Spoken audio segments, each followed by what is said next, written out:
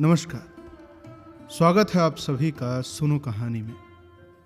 आप सुन रहे हैं राजा निर्बंसिया का दूसरा भाग और अंतिम। इस कहानी के रचयिता हैं श्री कमलेश्वर जी और आप इसे सुन रहे हैं मृत्युंजय मिश्रा की आवाज में। यदि आपने पिछला भाग नहीं सुना है तो पहले उसे जरूर सुनकर आए, उसके बाद ही अगले भाग को सुने। तो चलिए कहानी में आगे की ओर चलते हैं। उस दिन के बाद बचन सिंह लगभग रोज ही आने जाने लगा। जगपति उसके साथ इधर उधर घूमता भी रहता। बचन सिंह के साथ वो जब तक रहता, अजीब सी घुटन उसके दिल को बांध लेती और तभी जीवन की तमाम विषमताएं भी उसकी निगाहों के सामने उभरने लगती। आखिर वो स्वयं एक आदमी है, बेकार। ये माना कि उसके सामने पेट पालने की कोई इतनी विकराल समस्या नहीं है। वो कोई भूखों नहीं मर रहा है, जाड़े में कांप नहीं रहा है, पर उसके 2 हाथ पैर हैं, शरीर का पिंजरा है जो कुछ मांगता है, कुछ। और वो सोचता, ये कुछ क्या है? सुख? शायद हाँ, शायद नहीं। वो तो दुख में भी जी सकने का आदी है, अभावों में जीवित रह सकने वाला आश्चर्यजनक कीड़ा है। तो फिर वासना? शायद हाँ, शायद नहीं। चंदा का शरीर लेकर उसने उस क्षणिकता को भी देखा है। तो फिर धन? शायद हाँ, शायद नहीं। उसने धन के लिए अपने को खपाया है, किंतु वो भी तो उस अदृश्य प्यास को बुझा नहीं पाई। तो फिर क्या? तो फिर वो कुछ क्या है जो उसकी आत्मा में नासूर सा रीसता रहता है, अपना उपचार मांगता है? शायद काम। हाँ, यही, बिल्कुल यही, जो उसके जीवन की घड़ियों को निपट सूना न छोड़े, जिसमें वो अपनी शक्ति लगा सके, अपना मन डुबो सके, अपने को सार्थक अनुभव कर सके। चाहे उसमें सुख हो या दुख, आरक्षा हो या सुरक्षा, शोषण हो या पोषण, उसे सिर्फ काम चाहिए, करने के लिए कुछ चाहिए। यही तो उसकी प्रकृत आवश्यकता है, पहली और आखिरी मांग है। क्योंकि वो उस घर में पैदा नहीं हुआ जहां सिर्फ जबान हिलाकर शासन करने वाले होते हैं। वो उस घर में भी नहीं पैदा हुआ जहां सिर्फ मांग कर जीने वाले होते हैं। वो तो उस घर का है जो सिर्फ काम करना जानते हैं। काम ही जिसकी आस है, वो सिर्फ काम चाहता है, काम। और एक दिन उसकी काम धाम की समस्या भी हल हो गई। तालाब वाले ऊंचे मैदान के दक्षिण ओर जगपति की लकड़ी की टाल खुल गई, बोर्ड तक टंग गया। टाल की जमीन पर लक्ष्मी पूजन भी हो गया और हवन भी हुआ। लकड़ी की कोई कमी नहीं थी। गांव से आने वाली गाड़ियों को इस कारोबार में पेरे हुए आदमियों की मदद से मोल तोल करवा के वहां गिरवा दिया गया। गांठें एक ओर रखी गईं, चैलों का चट्टा किराने से लग गया और गुद्दे चीरने के लिए डाल दिए गए। 2-3 गाड़ियों का सौदा करके टाल चालू कर दी गई।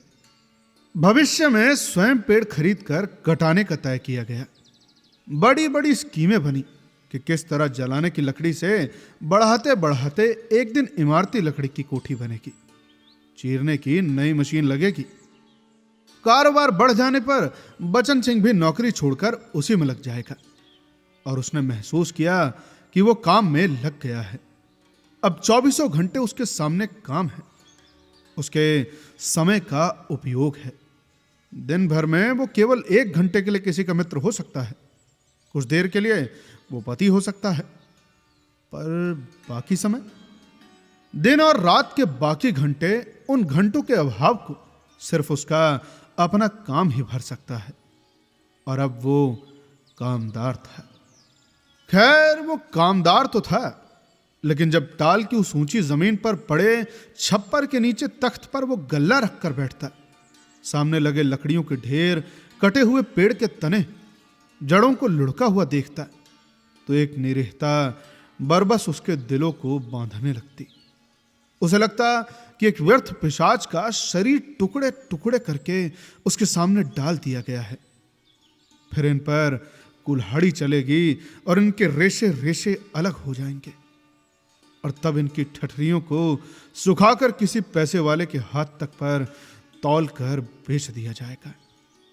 और तब उसकी निगाहें सामने खड़े ताड़ पर अटक जाती, जिसके बड़े बड़े पत्तों पर सुर्ख गर्दन वाले गिद्ध पर फड़फड़ाकर देर तक खामोश बैठे रहते। ताड़ का काला गडरेदार तना और उसके सामने ठहरी हुई वायु में निस्सहाय कांपती भारहीन नीम की पत्तियां चकराती झड़ती रहती। धूल भरी धरती पर लकड़ी की गाड़ियों के पहियों की पड़ी हुई लीक धुंधली सी चमक उठती, और बगल वाले मूंगफली की पेंच की एक रस खरखराती आवाज कानों में भरने लगती। बगल वाली कच्ची पगडंडी से कोई गुजरकर टीले के ढलान से तालाब की निचाई में उतर जाता, जिसके गंदले पानी में कूड़ा तैरता रहता, और सूअर कीचड़ मुंह डालकर उस कूड़े को रौंदते रहते। दोपहर सिमटती और शाम की धुंध छाने लगती तो लालटेन जलाकर छप्पर के खंबे की कील में टांग देता, और उसके थोड़े ही देर बाद अस्पताल वाली सड़क से बचन सिंह एक काले धब्बे की तरह आता हुआ दिखाई पड़ता।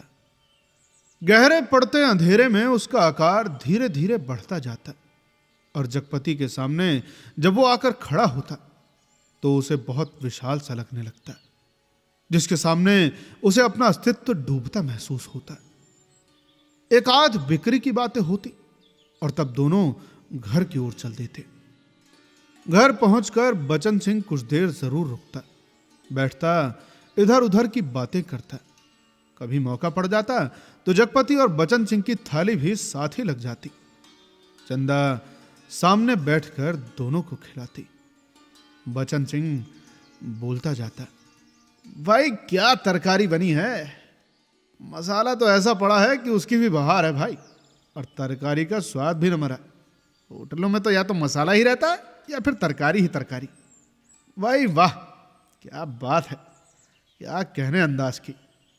और चंदा बीच बीच में टोक कर बोलती जाती, इन्हें तो जब तक दाल में प्याज का भुना घी न मिले ना तब तक पेट ही नहीं भरता, या फिर सिरका अगर इन्हें मिल जाए तो समझो सब कुछ मिल गया। पहले तो मुझे सिरका न जाने कैसा लगता था, पर अब तो ऐसा जबान पर चढ़ा है कि, या फिर इन्हें तो कागज से पतली रोटी पसंद ही नहीं आती। अब मुझसे कोई पतली रोटी बनाने को कहे तो बनती ही नहीं, आदत जो पड़ गई है, और फिर इधर मन भी नहीं करता। पर चंदा की आंखें बचन सिंह की थाली पर ही जमी रहती। रोटी निपटी तो रोटी परोसती, दाल खत्म नहीं हुई तो भी एक चमचा और परोसती, और वहीं जगपति सिर झुकाए खाता रहता। सिर्फ एक गिलास पानी मांगता और चंदा चौंक कर पानी देने से पहले कहती, अरे तुमने तो कुछ लिया भी नहीं। कहते कहते वो पानी दे देती, और तब उसके दिल पर गहरी सी चोट लगती। न जाने क्यों वो खामोशी की चोट उसे बड़ी पीड़ा दे जाती, पर वो अपने को समझा लेती।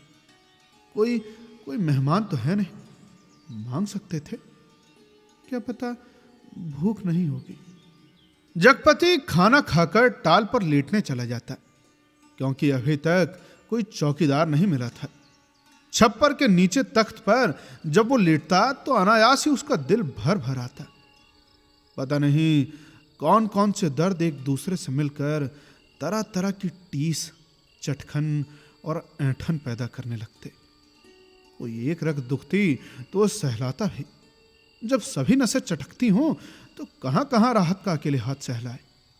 लेटे लेटे उसकी निगाह ताड़ के उस ओर बनी पुख्ता कब्र पर जम जाती, जिसके सिराहने कंटीला बबूल का एक एकाकी पेड़ सुन्न सा खड़ा रहता, जिस कब्र पर एक पर्दा नशीन औरत बड़े लिहाज से आकर सवेरे सवेरे बेला और चमेली के फूल चढ़ा जाती। घूम घूम कर उसके फेरे लेती और माथा टेक कर कुछ कदम उदास उदास से चलकर एकदम तेजी से मुड़कर बिसातियों के मोहल्ले में फिर खो जाती। शाम होते फिर आती, एक दिया बारती और अगर की बत्तियां जलाती, फिर मुड़ते हुए ओढ़नी का पल्ला कांधों पर डालती तो दिए की लौ कांपती। कभी कांपकर बुझ जाती, पर उसके कदम बढ़ चुके होते। पहले धीमे, थके, उदास से, और फिर तेज सघे सामान्य से, और फिर वो उसी मोहल्ले में खो जाती। और तब रात की तन्हाइयों में, बबूल के कांटों के बीच, उस साएं साएं करते ऊंचे नीचे मैदान में, जैसे उस कब्र से कोई रूह निकलकर निपट अकेली भटकती रहती। तभी ताड़ पर बैठे सुर्ख गर्दन वाले गिद्ध मनहूस सी आवाज में किलबिला उठते, और ताड़ के पत्ते भयानकता से खड़बड़ा उठते। जगपति का बदन कांप जाता, और वो भटकती रूह जिंदा रह सकने के लिए जैसे कब्र की ईंटों में बबूल के साया तले दुबक जाती। जगपति अपनी टांगों के पेट से भींचकर कंबल से मुंह छुपा औंधा लेट जाता। तड़के ही ठेके पर लगे लकड़हारे लकड़ी चीरने आ जाते।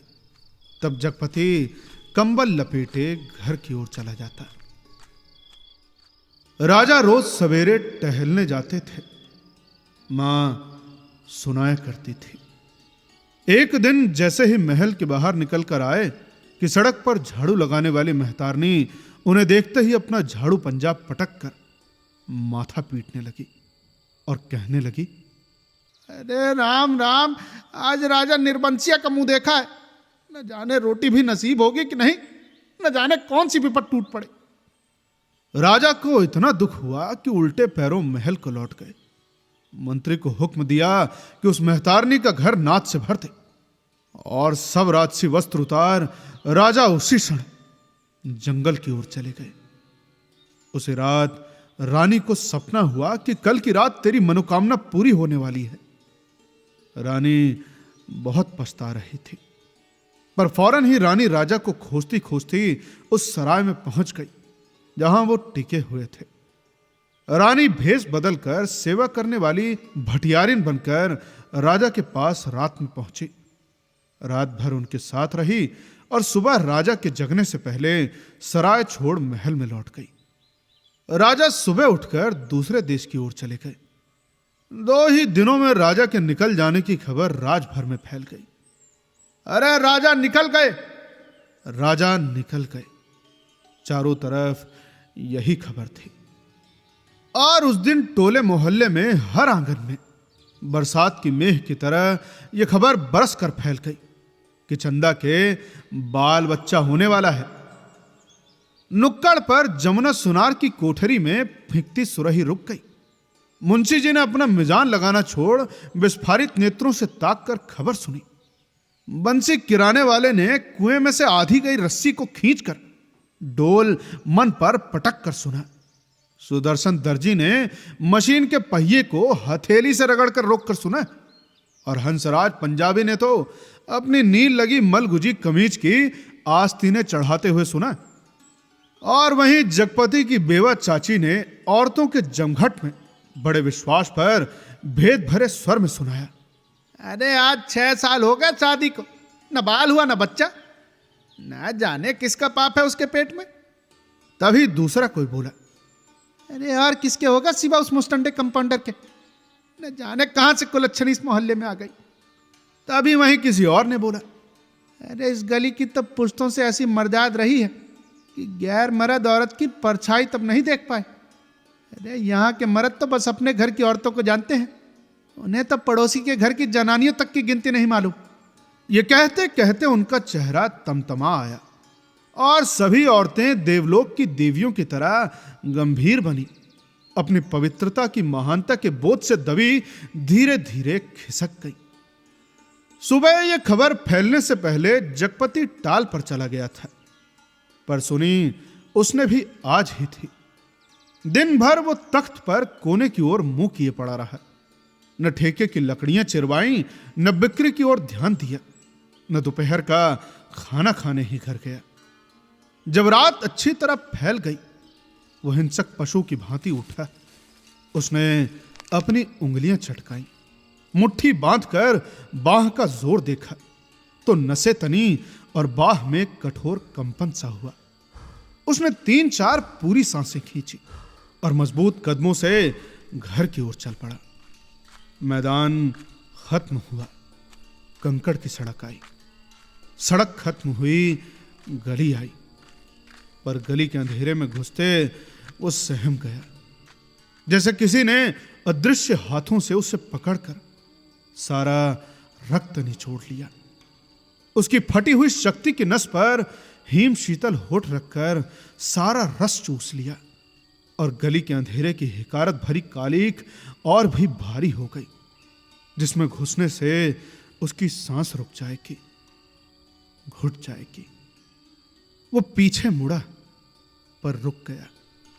फिर कुछ संयत होकर वो चोरों की तरह निशब्द कदमों से किसी तरह घर की भीतरी देहरी तक पहुंच गया। दाईं ओर की रसोई वाली दहलीज में कुप्पी टिमटिमा रही थी और चंदा अस्त व्यस्त सी दीवार से सिर टेके शायद आसमान निहारते निहारते सो गई थी। कुप्पी का प्रकाश उसके आधे चेहरे को उजागर किए था और आधा चेहरा गहन कालिमा में डूबा अदृश्य था। वो कुछ देर खामोशी से खड़ा ताकता रहा। चंदा के चेहरे पर नारित्व की प्रौढ़ता आज उसे दिखाई दी। चेहरे की सारी कमनीयता न जाने कहां खो गई थी। उसका अछूतापन न जाने कहां लुप्त हो गया था।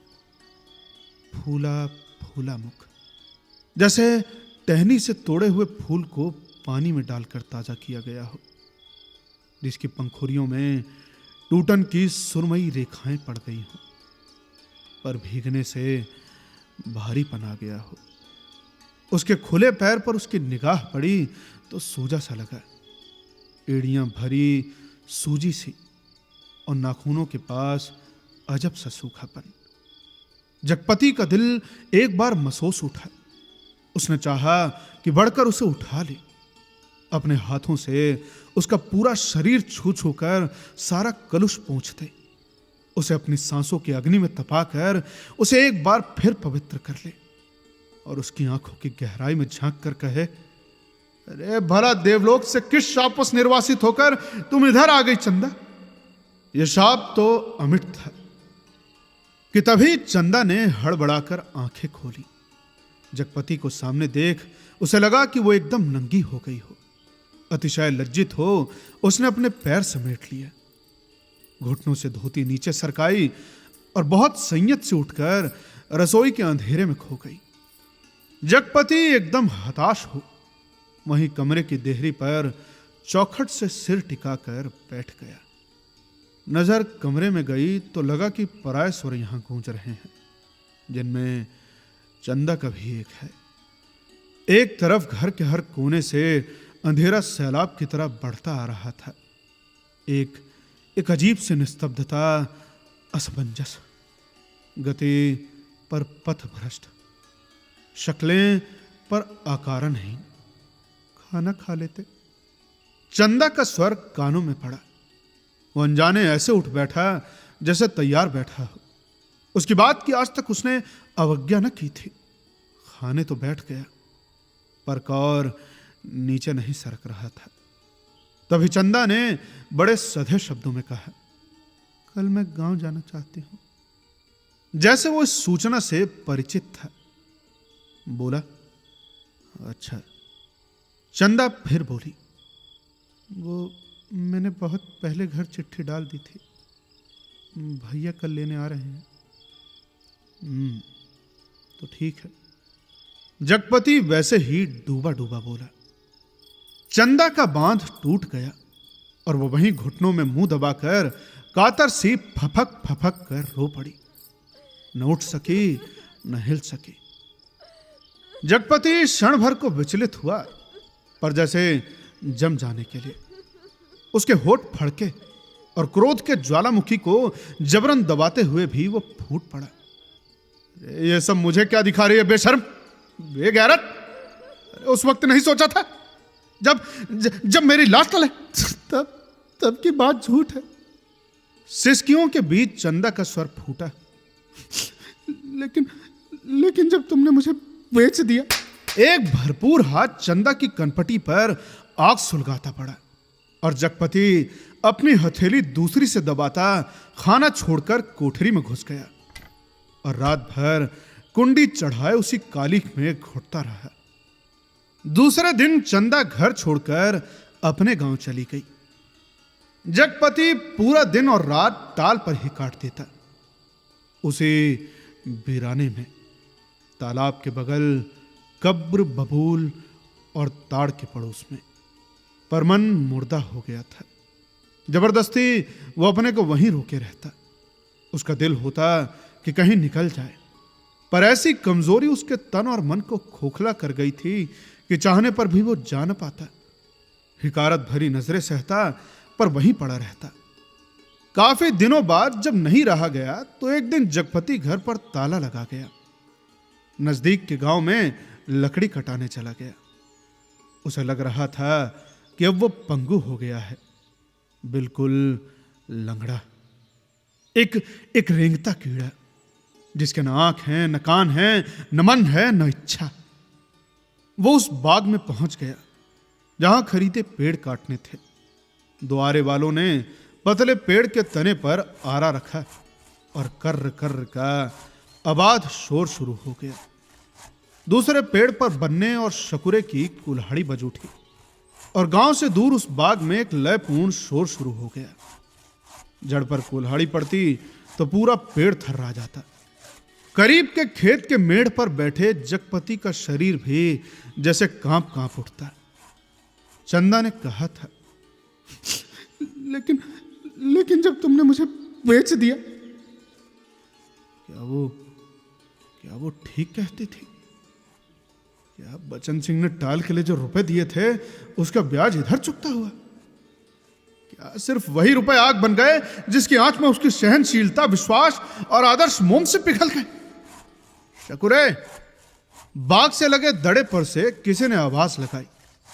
शकुरे ने कुल्हाड़ी रोककर वहीं से हाक लगाई। अरे कोने के खेत से लीक बनी है, जरा मेड़ मारकर नंगा गाड़ी। जगपति का ध्यान भंग हुआ। उसने मुड़कर दड़े पर आंखें गड़ाई। 2 भैंसा गाड़ियां लकड़ी भरने के लिए आ पहुंची थी। शकुरे ने जगपति के पास आकर कहा, एक गाड़ी का भुर्त तो हो गया है, बल्कि 1.5 का। अब इस पतरिया पेड़ को ना छाट दे। जगपति ने उस पेड़ की ओर देखा जिसे काटने के लिए शकुरे ने इशारा किया था। पेड़ की शाख हरी पत्तियों से भरी थी। वो बोला, अरे ये तो अभी हरा है, इसे छोड़ दे। अरे हरा होने से क्या, उखड़ तो गया है, न फूल का न फल का। अब कौन इसमें फूल फल चढ़ाएगा? 4 दिन में पत्ती झुरा जाएंगी। शकुरे ने पेड़ की ओर देखते हुए उस्तादी अंदाज से कहा, जैसा ठीक समझो तुम। जगपति ने कहा और उठकर मेड़ पक्के कुएं पर पानी पीने चला गया। दोपहर ढलते गाड़ियां भरकर तैयार हुई और शहर की ओर रवाना हो गई। जगपति को उनके साथ आना पड़ा। गाड़ियां लकड़ी से लदी शहर की ओर चली जा रही थी और जगपति गर्दन झुकाए कच्ची सड़क की धूल में डूबा। भारी कदमों से धीरे धीरे उन्हीं की बजती घंटियों के साथ निर्जीव सा बढ़ता जा रहा था। कई बरस बाद राजा परदेश से बहुत सा धन कमाकर गाड़ी में लाद कर अपने देश की ओर लौटे। मां सुनाया करती थी, राजा की गाड़ियों का पहिया महल से कुछ दूर पतेल की झाड़ी में उलझ गया। हर तरह कोशिश की पर पहिया न निकला। तब एक पंडित ने बताया कि सकट के दिन का जन्मा बालक अगर अपने घर की सुपारी लाकर इसमें छुआ दे तो पहिया निकल जाएगा। वहीं 2 बालक खेल रहे थे। जब उन्होंने ये सुना तो कूद कर पहुंचे और कहने लगे कि हमारी पैदाइश सकट की है, पर सुपारी तभी लाएंगे जब तुम आधा धन देने का वादा करो। राजा ने बात मान ली। बालक दौड़े दौड़े घर गए, सुपारी लाकर छुआ दी और फिर घर का रास्ता बताते आगे आगे चले। आखिर में गाड़ी महल के सामने उन्होंने रोक ली। राजा को बड़ा अचरज हुआ कि हमारे महल में ये 2 बालक कहां से आ गए। भीतर पहुंचे तो रानी खुशी से बेहाल हो गई। पर राजा ने पहले उन बालकों के बारे में पूछा तो रानी ने कहा कि ये दोनों बालक उन्हीं के राजकुमार हैं। किंतु राजा को विश्वास नहीं हुआ।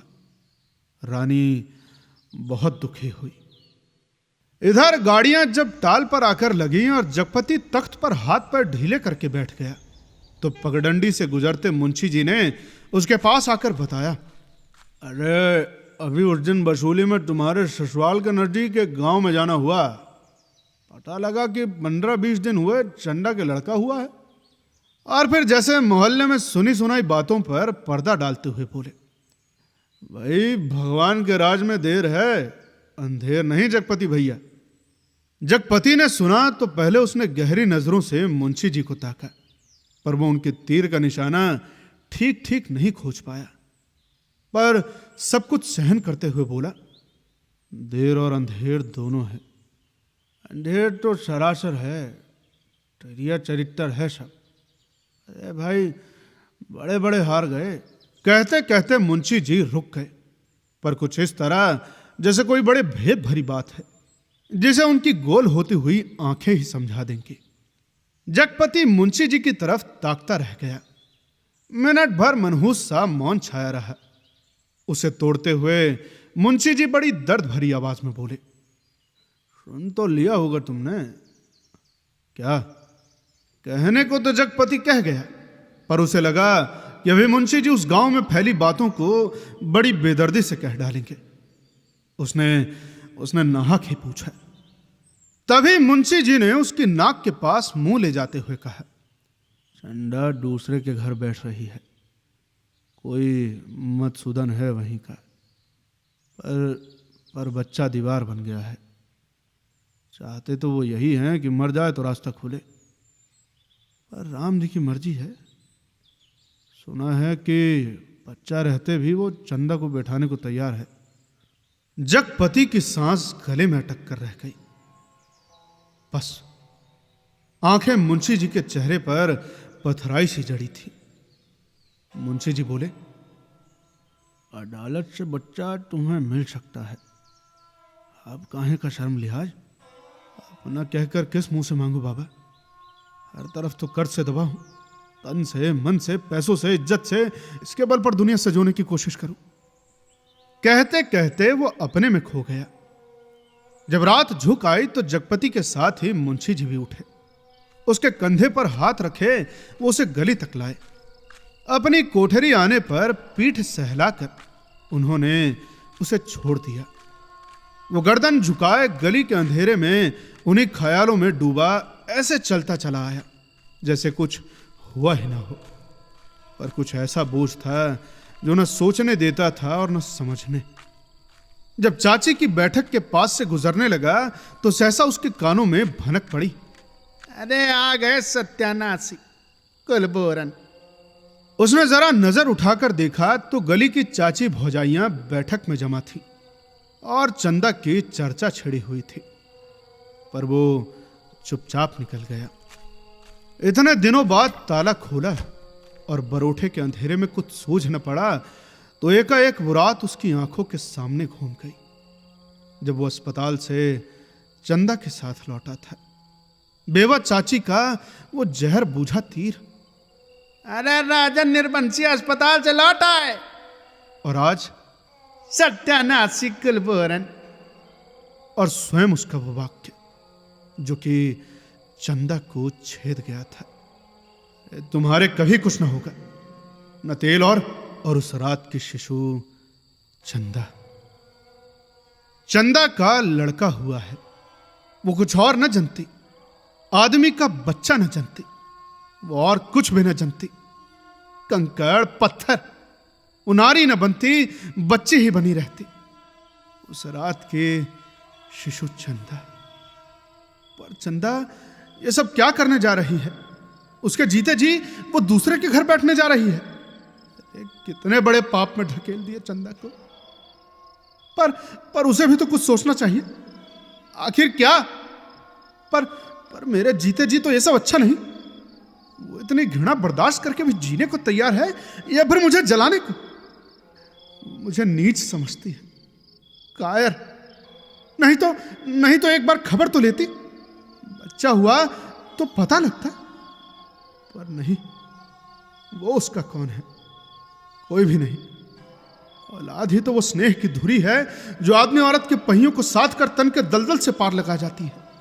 नहीं तो हर औरत वैश्या है और हर आदमी वासना का कीड़ा। तो क्या चंदा औरत नहीं रही? अरे वो तो जरूर औरत थी, पर मैंने ही उसे नरक में डाल दिया। वो बच्चा मेरा कोई नहीं, पर चंदा तो मेरी है। एक बार उसे फिर यहां ले आता, रात के मोहक अंधेरे में उसके फूल से अधरों को देखता, निर्द्वंद सोई पलकों को निहारता, सांसों के दूध से अछूती महक को समेट लेता। आज का अंधेरा, घर में तेल भी नहीं जो दिया जला ले, और फिर किसके लिए कौन जलाए? चंदा के लिए। पर उसे तो बेच दिया था ना। सिवा चंदा के कौन सी संपत्ति उसके पास थी जिसके आधार पर कोई कर्ज देता? कर्ज न मिलता तो ये सब कैसे चलता? काम पेड़ कहां से कटते? और तब शकुरे के वे शब्द उसके कानों में गूंज गए। हरा होने से क्या, उखड़ तो गया है। अरे वो स्वयं भी तो एक उगता हुआ पेड़ है ना, न फल का न फूल का, सब व्यर्थ ही तो है। जो कुछ सोचा उस पर कभी विश्वास न कर पाया। चंदा को चाहता रहा, पर उसके दिल में चाहत न जगा पाया। उसे कहीं से एक पैसा मांगने पर डांटता रहा, पर खुद लेता रहा। आज वो दूसरे के घर बैठ रही है, उसे छोड़कर। वो अकेला है, हर तरफ बोझ है जिसमें उसकी नस नस कुचली जा रही है, रग रग फट गई है। और वो किसी तरह टटोल टटोल कर भीतर घर में पहुंचा। रानी अपने कुल देवता के मंदिर में पहुंची। मां सुनाया करती थी, अपने सतीत्व को सिद्ध करने के लिए उन्होंने घोर तपस्या की। राजा देखते रहे। कुल देवता प्रसन्न हुए और उन्होंने अपनी दैवी शक्ति से दोनों बालकों को तत्काल जन्मे शिशुओं में बदल दिया। रानी की छातियों में दूध भराया और उनमें से धार फूट पड़ी, जो कि शिशुओं के मुंह में गिरने लगी। राजा को रानी के सतीत्व का सबूत मिल गया। उन्होंने रानी के चरण पकड़ लिए और कहा, अरे तुम देवी हो, ये पुत्र मेरे हैं। और उस दिन से राजा ने फिर से अपना राजकाज संभाल लिया। पर उसी रात जगपति अपना सारा कारोबार त्याग अफीम और तेल पीकर मर गया, क्योंकि चंदा के पास कोई दैवी शक्ति नहीं थी। और जगपति राजा नहीं, बचन सिंह कंपाउंडर का कर्जदार था। राजा ने दो बातें की, मां सुनाती थी। एक तो रानी के नाम से उन्होंने बहुत बड़ा मंदिर बनवाया, और दूसरे राज के नए सिक्कों पर बड़े राजकुमार का नाम खुदवा कर चालू करवाया, जिससे राजभर में अपने उत्तराधिकारी की खबर हो जाए। इधर जगपति ने मरते वक्त दो पर्चे छोड़े, एक चंदा के नाम, दूसरा कानून के नाम।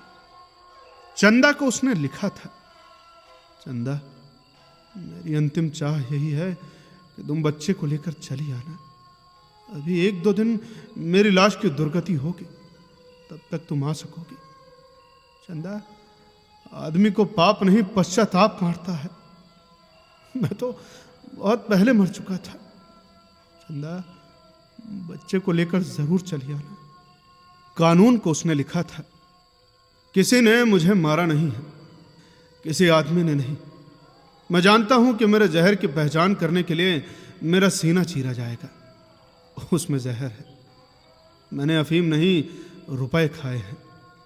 उन रुपयों में कर्ज का जहर था, उसी ने मुझे मारा है। मेरी लाश तब तक न जलाई जाए जब तक चंदा बच्चे को लेकर ना आ जाए। आग उसी बच्चे से दिलवाई जाए, बस। मां जब कहानी समाप्त करती थी तो आसपास बैठे बच्चे फूल चढ़ाते थे। मेरी कहानी भी खत्म हो गई। पर तो कैसी लगी आपको यह कहानी? और अगर कहानी अच्छी लगी हो तो शेयर करें अपने दोस्तों और फैमिली के साथ। सब्सक्राइब करें हमारे चैनल को, फॉलो करें हमारे फेसबुक पेज और इंस्टाग्राम पेज को, ताकि आगे कोई भी जानकारी हो तो हम आपको उसी पे दे सकें। और साथ ही साथ बताएं कि आगे आप और कौन सी कहानी सुनना चाहते हैं। मैं सभी से अनुरोध करता हूं कि कृपया पब्लिक डोमेन कहानियों का ही आग्रह कीजिएगा, क्योंकि कॉपीराइट वाली कहानियां मुश्किल हो जाती हैं। तो मिलते हैं आपसे अगली कहानी में। तब तक के लिए सुनते रहिए सुनो कहानी की अन्य कहानियां। धन्यवाद।